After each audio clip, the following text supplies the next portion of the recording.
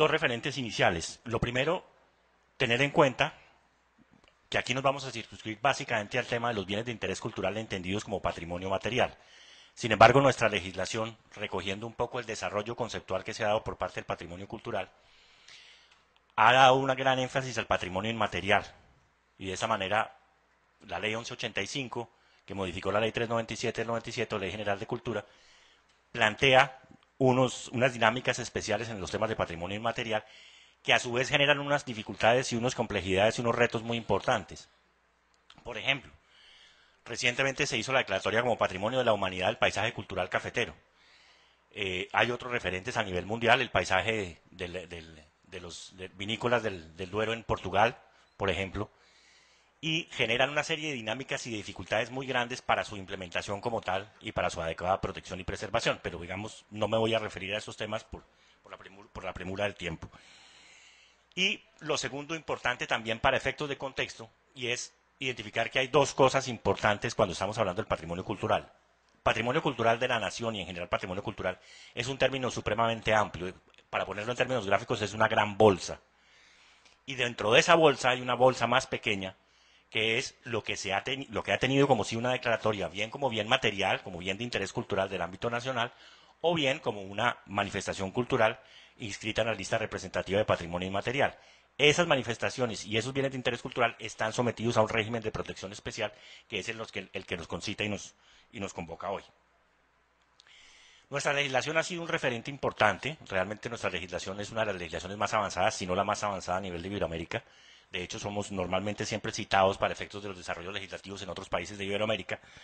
Y tenemos, pues, obviamente, un desarrollo importante legislativo, con algunas falencias aún que las miraremos cuando se mire el tema del módulo de iniciativas legislativas, fundamentalmente enfocadas a los temas sancionatorios, el régimen de faltas contra el patrimonio cultural de la nación, en la cual hay unas falencias importantes y hay unos desarrollos que se han venido trabajando a nivel de convenio de tráfico ilícito de bienes culturales, con la participación muy activa y la resalto de la Universidad Externado de Colombia, que hemos venido desarrollando este tipo de situaciones para poder cubrir las debilidades que encontramos al momento de aplicar ese régimen sancionatorio a nivel nacional.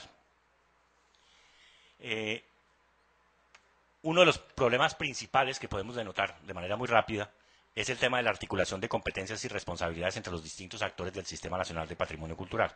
El Sistema Nacional de Patrimonio Cultural, definido en la ley, pues lo abarca prácticamente todo el país, o sea, las instancias públicas y privadas que tienen que ver con el patrimonio, y cada una ya tiene responsabilidades dentro de ese mismo sistema. Y fundamental, por ejemplo, entender que es uno de los temas que más concitan dificultades, y especialmente cuando estamos enfrentados al tema jurisdiccional, y es la responsabilidad que tienen los particulares sobre los bienes de interés cultural. Es claro constitucionalmente que los particulares propietarios de bienes de interés cultural tienen una responsabilidad de preservarlos, de mantenerlos, para conservar los valores que dieron lugar a su declaratoria. Esa situación no sucede así siempre.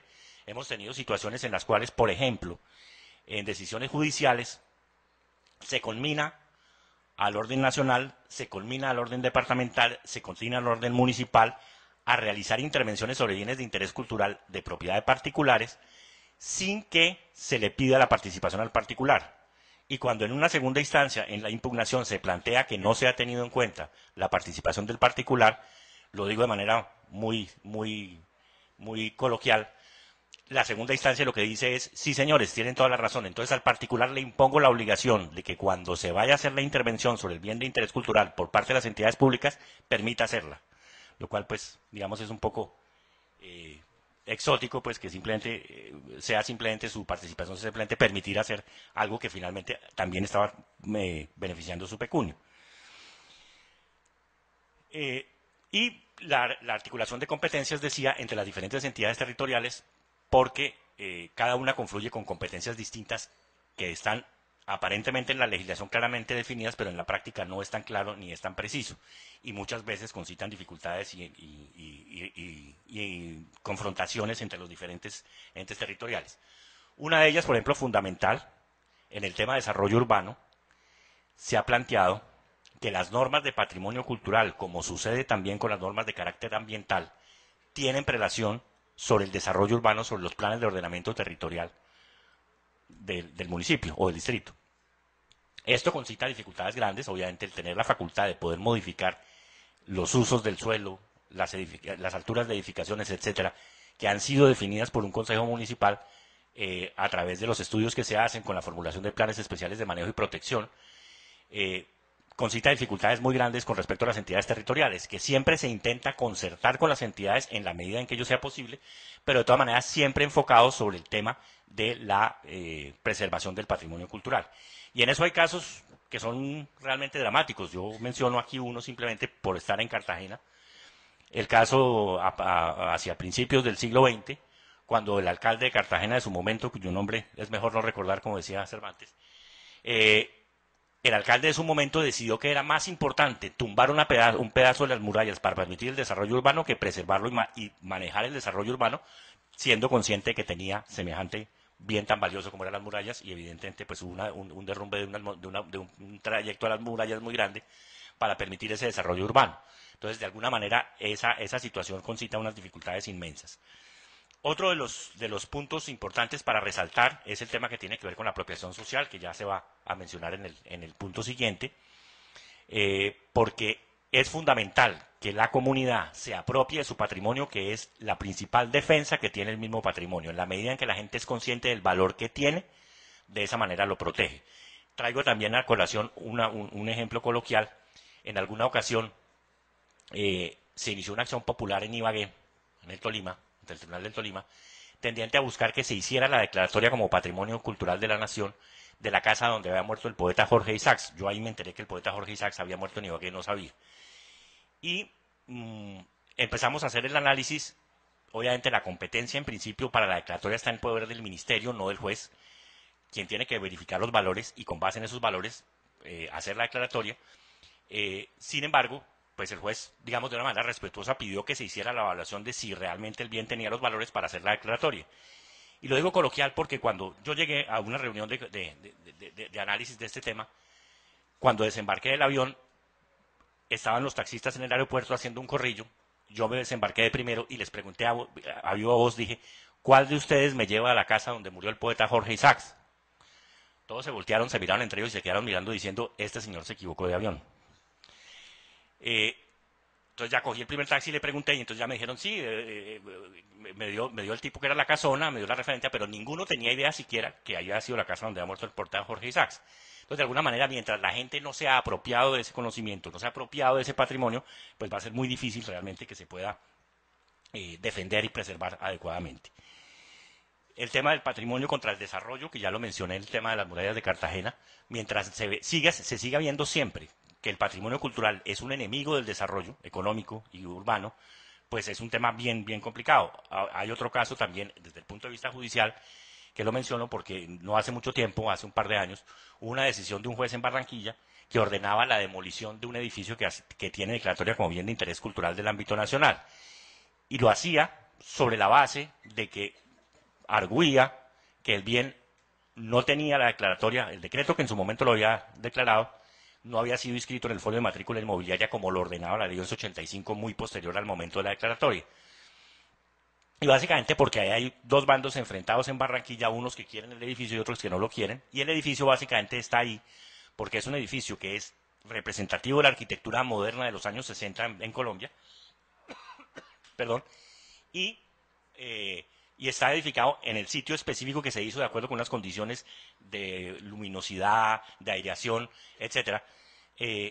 Y pues hay mucha gente que no lo quiere porque al momento de hacer una restauración del centro histórico no se tuvo en cuenta la declaratoria y cuando se llegó a demoler el edificio se dieron cuenta que no lo podían demoler y el edificio quedó metido en la mitad de la nada, o sea, atravesado como una vaca muerta en la mitad de un potrero.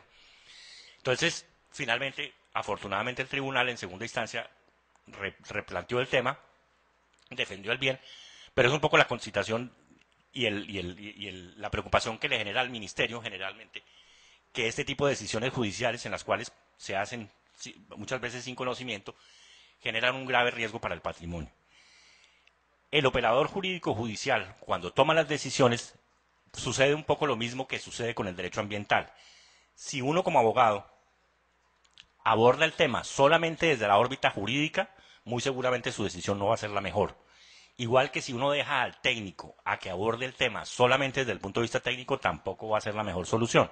Normalmente estos son temas multidisciplinarios que implican dos disciplinas diferentes, científicas, que conjugan para tomar una mejor decisión. Y en eso sucede con mucha frecuencia que cuando el ministerio es convocado en las acciones populares a los procesos, no se hace en su calidad de ente tutelante del derecho colectivo que está en riesgo, como debería ser, sino que se hace en su calidad de demandado. Y entonces tenemos que adoptar una posición de demandado y no de ayuda al juez para tomar la mejor decisión para el patrimonio cultural. Y un último punto que voy muy rápidamente a desarrollar también. Todos estos temas, digamos, van a ser enfocados y mirados en los diferentes módulos que se van a tratar, algunos de ellos en presentaciones posteriores a la mía, hoy mismo, que tiene que ver con el tema del control urbano. Es control urbano que está en cabeza de los alcaldes municipales o distritales, normalmente a través de las secretarías de planeación. Y uno ve, y le preocupa mucho ver cómo se producen desarrollos en contra de las normas, atentando contra bienes de interés cultural, que son parte del patrimonio cultural, sin que haya una reacción adecuada por parte de las autoridades municipales. Yo menciono un caso que viví personalmente en el cual, visitando una ciudad que ha sido declarada Patrimonio Cultural de la Nación, su centro histórico, y encontrar que había construcciones que se habían hecho violando las normas urbanas del POD y obviamente pues de la norma de protección del patrimonio cultural, y al increpar a la secretaria de Planeación para preguntarle por qué pasaba eso y cómo no había tomado medidas, y era evidente que había una violación de las normas, edificios de 3 y 4 pisos en una zona donde no podía haber más de 2 pisos, la respuesta fue: doctor, yo la verdad aquí tomo la decisión, ordeno la suspensión, pero es que como a mí no me hacen caso. Entonces, pues es un tema dramático realmente, porque uno dice cuando no hay autoridad y cuando falta la autoridad, pues puede haber todas las normas del mundo, pero no va realmente a tener un resultado. Otro punto también fundamental en esto es el tráfico ilícito de bienes culturales. Ahora a continuación mío van a hacer una explicación sobre ese tema, por eso no me voy a detener en el tema. Y un último tema, referido también a la legislación, que quiero mencionarles, es el tema de las declaratorias que se hacen por parte del Congreso. Es un tema que concita una gran preocupación. Son temas en los cuales se hace la declaratoria muchas veces por unos intereses de carácter político legítimos y no por carácter técnico, y entonces las declaratorias pues tienen unos alcances que realmente no son muy lógicos ni muy sentidos. Menciono el caso de Arauca, el municipio de Pore, que hay una ley de la República que declara todo el municipio como patrimonio cultural de la nación. Entonces eso implicaría que si nosotros aplicáramos literalmente esa interpretación de la ley, implicaría que cualquier cosa que se haga en el municipio, que implique una modificación de cualquier construcción del edificio, tendría que tener una autorización del Ministerio de Cultura, lo cual es, primero, un absurdo desde el punto de vista administrativo y, segundo, una flagrante violación al derecho y autonomía que tiene el municipio para su propio desarrollo. Entonces, ese tipo de leyes que se están produciendo de manera periódica por parte del Congreso generan muchísimas dificultades en ese mismo sentido de la forma antitécnica como se hace. Proyectos de ley de este tipo cursan permanentemente en el Congreso. Menciono uno hace unos años en el cual se hacía la declaratoria de una capilla doctrinera en algún pueblo de Boyacá, que cuando fuimos a mirar encontramos que la capilla ya no existía. Pero la ley estaba estructurada, o el proyecto de ley estaba estructurado sobre la base de que se hacía la declaratoria y después se establecía un gran consejo, del cual hacían parte el ministro de Cultura, el gobernador del departamento, el alcalde municipal, el presidente de la Academia Colombiana de Historia, el presidente de la Academia Boyacense de Historia, a fin de que ellos evaluaran los valores del bien que daban lugar a la declaratoria, cuando es lo contrario. Uno primero valora el bien, le atribuye unos valores y con base en esos valores llega a la conclusión si el bien amerita o no amerita la declaratoria de patrimonio cultural o de bien de interés cultural. Entonces, un poco esa situación también genera unas grandes dificultades para la adecuada preservación y protección del patrimonio, en la medida en que se producen de manera periódica y con gran frecuencia este tipo de declaratorias por parte del Congreso que impiden que se pueda tener una regularización y un orden muy claro en ese sentido. Ya, entonces, listo. Simplemente les agradezco mucho el estar presentes y tendremos la oportunidad de desarrollar algunos de estos temas más adelante con mayor profundidad. Muchas gracias.